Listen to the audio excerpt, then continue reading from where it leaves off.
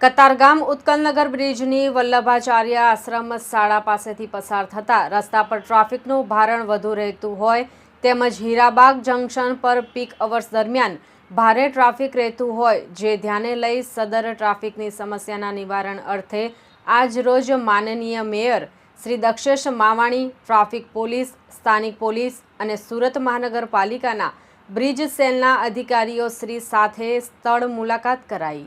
સુરત મહાનગરપાલિકાના વરાછા ઝોન વિસ્તારમાં આવતા અશ્વિનીકુમાર વલ્લભાચાર્ય રોડ તરફથી હીરાબાગ જંકશન ક્રોસ કરી હયાત શ્રીનાથજી ફ્લાયઓવર બ્રિજ ઉપર કાપોદ્રા જંકશન પહેલા જોડતો એન્ટ્રી રેમ્પ બનાવવા સહિતની કામગીરી તથા અન્ય આનુષાંગિક કામગીરી અત્યંત તાકીદે પૂર્ણ કરવા ધરવા લાગત અધિકારીશ્રીઓને જરૂરી સૂચના આપી હતી।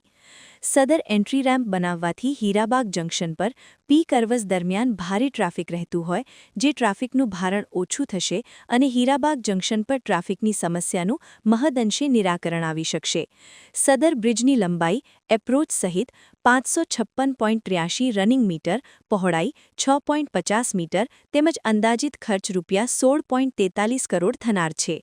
Bureau report LK star news, Surat.